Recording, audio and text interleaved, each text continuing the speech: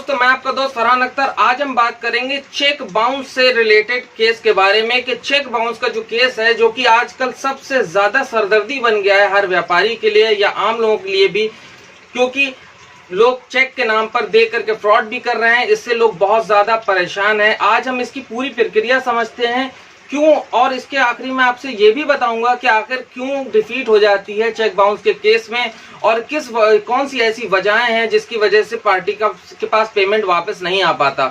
ठीक है, तो आज हम पूरी जानकारी को लेंगे। आप बिल्कुल कहीं मत जाइए, ना स्किप कीजिएगा, बहुत ध्यान से सुनिए। बहुत अच्छा लेक्चर है सभी लोगों के लिए, आम नागरिकों के लिए भी और जो कॉम्पिटिटिव एग्जाम की तैयारी कर रहे हैं या जो लॉ स्टूडेंट है उनके लिए भी। तो चलिए शुरू करते हैं।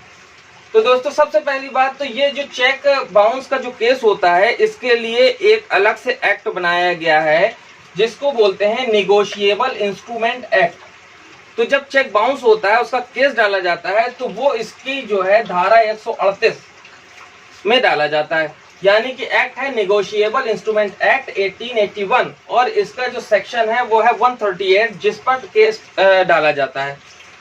ठीक है, अब पनिशमेंट क्या है इसमें ये भी सुन लीजिए। सबसे पहले 2 साल तक, ठीक है, 2 साल तक का जो है सजा है अधिकतम, और या तो फाइन है, ठीक है, या दोनों है। ठीक है, पैसा तो चेक का लौटाना ही पड़ता है, उसके अलावा जो है ऊपर से फाइन भी लग सकता है, या हो सकता है जेल और फाइन दोनों लगे। अब बात आती है कि 138 का मामला बनता कब है। तो देखिए, एक पर्सन या कोई कंपनी जब किसी को मोड ऑफ चेक के द्वारा पेमेंट करती है, इफ ए पर्सन और company pays to someone by the mode of cheque, उसके बाद when the cheque returns call bounce, और जब रिटर्न हो जाता है चेक, यानी कि प्रोसेस नहीं हो पाए, रिटर्न हो गया, तो उसे क्या कहलाया जाता है? वो कहलाता है बाउंस हो जाना। बाउंस जनरली लोग ये समझते हैं कि बाउंस का मतलब सिर्फ पैसा इनसफिशिएंट की वजह से, लेकिन नहीं दोस्तों, इसके कई कॉज हैं। सबसे पहला है इनसफिशिएंट फंड। आपके खाते में जिसमें आपने चेक लगाया है, जिस भी बंदे का, उसके खाते में उस वक्त उतनी राशि नहीं थी, कम थी, जितने का चेक दिया था उससे कम थी या बिल्कुल भी नहीं थी।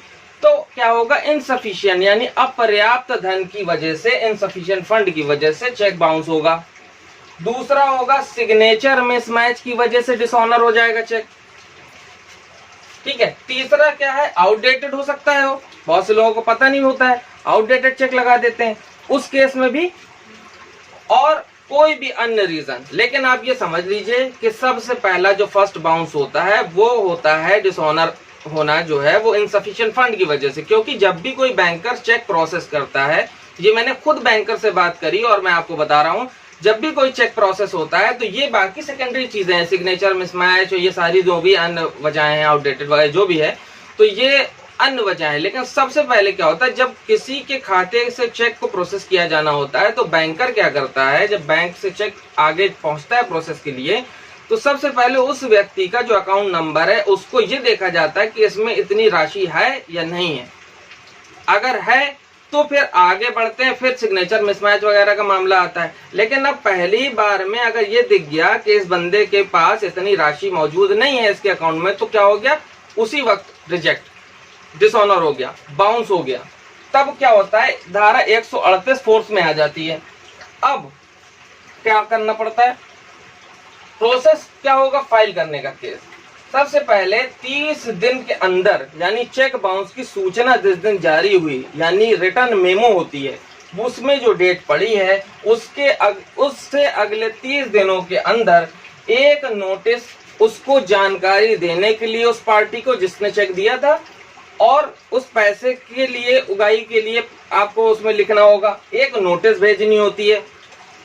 नोटिस भेजने के बाद 15 दिन आपको इंतजार करना है। 15 दिन से पहले नहीं आपको केस फाइल करना है बिल्कुल भी, ये बात समझ लीजिए आप, क्योंकि बहुत टेक्निकल केस होता है। 15 दिन से अगर एक दिन भी ऊपर नीचे हो गया तो ग्राउंड, मतलब टेक्निकल ग्राउंड पे केस को सीधे सीधे खत्म कर दिया जाता है, खारिज कर दिया जाता है। तो आपको 15 दिन बिल्कुल सब्र के साथ इंतजार करना है। उस दौरान हो सकता है उसका पैसा आपको मिल जाए, या हो सकता है जो भी होगा।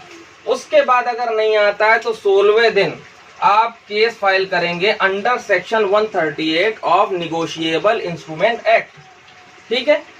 और उसके साथ कौन कौन से दस्तावेज आप अटैच करेंगे? एक तो कॉन्ट्रैक्ट, अगर आपके दोनों के बीच कुछ रहा हो तो उसकी कॉपी, ठीक है। और उसके अलावा जो चेक लगाया था, बाउंस हुआ है, उस चेक को लगाएंगे। और उसके साथ जो बैंक से रिटर्न होने की मेमो मिली है, यानी बाउंस होने में एक रिटर्न मेमो मिलती है, उसको लगाएंगे। फिर जो नोटिस आपने 15 दिन इंतजार करने के पहले भेजा था, वो 30 दिन के अंदर, वो उस नोटिस की एक कॉपी लगाएंगे आप। फिर आप रिसिप्ट ऑफ पोस्ट, यानी आप जिस डाक के माध्यम से उस नोटिस को भेजेंगे, या वो स्पीड पोस्ट हो या रजिस्टर्ड डाक हो, आप इनसे भेजें। स्पीड पोस्ट ज्यादा बेहतर है, बहुत ज्यादा जल्दी जाता है। तो उसकी जो पावती मिलती है, रसीद, वो आप इसके साथ अटैच करेंगे, ठीक है। उसके बाद क्या होगा? सम्मन जारी होंगे न्यायालय में। सबसे पहले न्यायालय में क्या करेगा? न्यायालय सम्मन जारी करेगा उस पार्टी को कि भाई आपके ऊपर ये मुकदमा कायम हुआ है, दर्ज हुआ है, लिहाजा आप आ करके अपनी सफाई पेश कीजिए। अगर आ जाता है तो अच्छी बात है, फिर आगे ट्रायल चलेगा। अगर नहीं आता है तो फिर वारंट जारी होगा। अब वारंट जब जारी हो जाता है तो वारंट में पुलिस को ये छूट होती है कि वो उसको उठा करके लाए और जज के सामने, मजिस्ट्रेट के सामने पेश करे। और वारंट तभी 2 ही कंडीशन में कैंसिल हो सकता है, जबकि सम्मन की तो एक मियाद होती है, अगर उसकी तामील नहीं हुई तो कैंसिल होगा, दूसरा जारी किया जाएगा। लेकिन वारंट अगर एक बार किसी मजिस्ट्रेट ने जारी कर दिया, जज ने, तो वो तब तक जारी रहेगा जब तक कि वो बंदा जिंदा है जिसके लिए वारंट जारी किया गया हाजिरी के लिए, जब तक वो जिंदा है तब तक, या जज जिसने जारी किया वही उसे रद्द कर दे। इन 2 अवस्थाओं के अलावा वो प्रवर्तन में रहता है वर्षों सालों तक, ठीक है। जब भी आप आओगे जद में, पुलिस आपको पकड़ के उठा करके पेश करेगी। पुलिस का इतना ही काम होता है और कुछ नहीं, ठीक है। आप आ गए, फिर आगे होगा क्या? आर्गुमेंट। जज आपसे पूछेगा क्या ऐसा क्या मामला भाई, क्यों नहीं दे रहे हो। उसके बाद क्या होगा? ट्रायल होगा। आप अपनी तरफ से वकील खड़ा करेंगे, वो अपनी तरफ से वकील खड़ा करेगा। तो सबसे मेन चीज तो आपने ध्यान रखिएगा, 15 दिन वाला बहुत ध्यान रखिएगा, नहीं तो अगले के पास अगर अच्छा वकील है तो वो इस टेक्निकल ग्राउंड पे केस को फौरन खारिज करा देगा, ठीक है। आपके पास पुख्ता बात होनी चाहिए कि वाकई आपका पैसा इनके ऊपर निकल रहा था या इन्होंने चेक दिया है। क्योंकि देखिए, इस मैटर में आप ये बात समझ लीजिए कि आप चाहे जितनी दलीलें दे दें कि इसने झूठा फंसाया है, कुछ भी, कोर्ट एक चीज देखता है खाली कि आपने चेक दिया है, ठीक है। आप कह दो कि मैंने ब्लैंक दिया था, इसने जबरदस्ती भर के लगा दिया, कि कुछ भी हो, आपने इनको चेक दिया है और भले उसने सिग्नेचर अपने किए हों, हम इस बात को एक्सेप्ट कैसे कर लें। इसमें जो बर्डन ऑफ प्रूफ है वो क्या होता है, किसके ऊपर होता है? जो अक्यूज्ड होता है उसके ऊपर होता है। हमने तो अपनी बात रख दी कि भाई इन्होंने चेक दिया था, बाउंस हो गया, हमने केस किया है। अब सारी सफाइयां अक्यूज्ड देगा, विक्टिम नहीं देगा। बर्डन ऑफ प्रूफ जो है वो अक्यूज्ड के ऊपर होता है, ठीक है। उसके बाद ट्रायल होगा। ट्रायल में जो भी डिसीजन होता है, या तो खारिज हो जाएगा केस, या तो फिर अक्यूज्ड को सजा मिलेगी।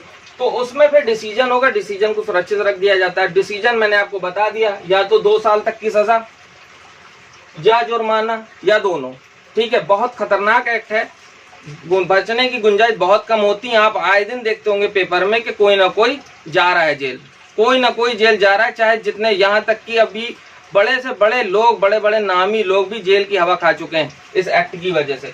कुछ चीजों का आपको ध्यान रखना है, वो आप बात समझिए नोटिस को लेकर के। नोटिस में आपको देखिए प्रॉपर तरीके से लिखना है। पहली चीज ये, आप किसी वकील से लिखवा लें, ज्यादा बेहतर है। लेकिन ये कोई बाउंडेशन नहीं कि आप किसी वकील से लिखवाएं, आप खुद भी उसको लिख सकते हैं अगर आपको लिखने का तरीका पता है। चेक का नंबर उसमें पड़ा होना चाहिए, चेक की डेट कि कब चेक जारी हुआ था, कब डेट में हमने लगाया है, और कब कौन सी डेट में वो बाउंस हुआ है। उसके बाद कितने रुपए का चेक था जो आपने दिया था, क्यों दिया था आपने ये चेक, हमारा पैसा आपके ऊपर किस तरीके से निकल रहा था जो आपने हमको ये चेक दिया था, ठीक है। उसके बाद ये फला बैंक की ब्रांच में लगाया था, फला तारीख को लगाया था, फला डेट पे बाउंस हुआ है, रीजन क्या है वो आपको लगाना है साथ में, ठीक है। रिटर्न मेमो में जो रीजन लिख करके आता है जो बैंक से मिलती है, तो ये चीजें आपको ध्यान रखना है। आप इस तरीके से पूरी चीजें बता देंगे उसमें नोटिस में कि ये वजह से माननीय फलाने ये वजह से हमने आपका जो चेक आपने हमको दिया था हमने लगाया इस डेट में, और इस डेट में उस चेक को बाउंस कर दिया गया, और उसका रीजन ये बैंक ने बताया। लिहाजा आपको 15 दिन का समय दिया जाता है। 15 दिन के अंदर आप या तो हमारा भुगतान कर दें, या तो आप जो है अपनी धनराशि को कर दें, मतलब उसमें अपडेट कर दें, जो भी हो हमको आप उसका उत्तर दें, जवाब दें। अन्यथा 15 दिन के बाद एनआई एक्ट की धारा 138 निगोशिएबल इंस्ट्रूमेंट एक्ट की धारा सेक्शन 138 के तहत आपके ऊपर विधिक कार्रवाई की जाएगी, जिसके पूर्णतया जिम्मेदार आप होंगे। ठीक है, इसके पूर्णतः जिम्मेदार आप होंगे। ये सारी चीजें आपको प्रॉपर लिखना है। उसके बाद आपको क्या करना है कि रजिस्टर्ड डाक से भेजिए या स्पीड पोस्ट से भेजिए, कोई 15 दिन का टाइम मिलता है, उसके बाद वो पहुंच जाए। अब एक नोटिस पर्याप्त है। अगर कई चेक उसने दे रखे हैं ना, तो एक नोटिस में सारे चेकों का वर्णन आप कर सकते हैं, एक्सप्लेन कर सकते हैं, डिटेल दे सकते हैं। उसमें बार बार अलग अलग नोटिस देने की भी कोई जरूरत नहीं। एक नोटिस में कई चेक अगर उसने 2-3 भी दे रखे हैं, वो बाउंस हो गए, तो आप ये आराम से कर सकते हैं। उसके अलावा स्पीड पोस्ट या रजिस्टर्ड डाक से भेजें, क्योंकि जल्दी पहुंचती है। मिस होने की साधारण डाक से भेजेंगे, पता नहीं पहुंच रही कि नहीं पहुंच रही। ठीक है, लॉयर से बता ही दिया, लॉयर से लिखवाएं या खुद से लिख लें, कोई हर्ज नहीं है। सारे रिलेटेड इंफॉर्मेशन नोटिस में प्रॉपर मैनर में लिखिएगा, ताकि आपका केस मजबूत रहे। इसीलिए सलाह देता हूं कि किसी वकील से लिखवा लें, बाकी लिख आप खुद भी सकते हैं, कोई हर्ज नहीं है इसमें। ठीक है, अब आपको ये ध्यान रखना है कि 15 दिन के अंदर आपको टाइम मिलेगा। अब आप सोचो कि मुझे पता कैसे चलेगा उसको मिला है नोटिस नहीं मिला। आपको ये नहीं सोचना है, आपको तो बस भेज देना है, और उसकी आपके पास रसीद होनी चाहिए कि आपने डाक से भेज दिया है। अब उसको मिला है या नहीं मिला है, उससे कोई लेना देना नहीं। 15 दिन तक अगर वहां से कोई जवाब नहीं आया, तो कोर्ट ये मानती है कि उसको मिल गया होगा। 15 दिन बहुत बड़ा टाइम होता है, 15 दिन में उसको मिल गया होगा। अगर उसको देना होता जवाब देता, नहीं देना हुआ, या मान लो नहीं भी मिला है, ठीक है, तो कोर्ट यही माने कि 15 दिन में हमारा काम हो गया, जो हमारा लॉ कहता है। अब आपको जवाब देना जरूरी है, लिहाजा सम्मन भेजेगी। सम्मन तो खटखटा करके दिया जाता है, और उसके बाद फिर अगर सम्मन की तामील में वो आ गया तो मच बेटर है, आगे की प्रोसेस शुरू हो जाएगी। नहीं आया तो फिर वारंट जारी होगा। वारंट जारी होने, मैंने आपको बताया, जब तक वो मर नहीं जाएगा तब तक वारंट परिवर्तन में रहता है। पुलिस का काम है कि उठा करके लेकर के आए, मजिस्ट्रेट के सामने खड़ा करे। ठीक है, उसके अलावा या तो मजिस्ट्रेट खुद रद्द कर दे, तो उसको उठा के लाया जाएगा। फिर उससे जो है तफ्तीश होगी, क्रॉस क्वेश्चनिंग होगी। भाई उससे कहा जाएगा अब अपना बचाव पक्ष रखिए आप, क्योंकि अक्यूज्ड के ऊपर ही बर्डन ऑफ प्रूफ मैंने आपको बता दिया है। ठीक है, उसके बाद आगे ट्रायल होगा, समरी ट्रायल होता है इसमें, सुप्रीम कोर्ट की गाइडलाइन के हिसाब से समरी ट्रायल होगा। इसमें बहुत ज्यादा खिंचता भी नहीं है केस। ठीक है, और उसके बाद क्या होगा, आपके लिए डिसीजन कर दिया जाएगा। ज्यादातर केसेस में ये होता है कि पैसा अक्यूज का मतलब विक्टिम को मिल जाता है, उसको न्याय भी मिलता है। लेकिन कई केस क्या है कि टेक्निकल ग्राउंड पे खारिज हो जाते हैं। कई केस कमजोर भी होते हैं। आप पैसा क्यों चाहते हो, आप प्रॉपर तरीके से यही बता नहीं पा रहे कि आपने पैसा उससे चाहा किस वजह से था। तो वैलिड वजहें होनी चाहिए। केस मजबूत होने की कुछ वजहें होती हैं दोस्तों, ये आखिरी पॉइंट मैं आपको बता रहा हूँ। तो इन सब चीजों का ध्यान बहुत अच्छी तरीके से रखें। जो हमारे प्रैक्टिशनर हैं, जो नए प्रैक्टिस कर रहे हैं, उनके लिए ये खास सलाह है, इन सब चीजों का बहुत ध्यान रखें, क्योंकि ये टेक्निकल केस है और टेक्निकल ग्राउंड पे ही खारिज किया जाता है। ठीक है, तो आपको ये सारी चीजों का बहुत अच्छे से ध्यान रखना है। उम्मीद करता हूँ ये वीडियो आपको पसंद आया होगा। आम लोगों के लिए भी ये वीडियो एक इन्फॉर्मेटिव वीडियो है, जो परीक्षाओं की तैयारी कर रहे हैं, कंपटीशन एग्जाम की, या जो नए अभी हमारे भाई प्रैक्टिस में आए हैं, उनके लिए बहुत इंपॉर्टेंट है। तो दोस्तों ज्यादा से ज्यादा शेयर कीजिए, कमेंट कीजिए और लाइक कीजिए। मैं आपका दोस्त फरहान अख्तर एक बार से फिर हैव अ ग्रेट डे।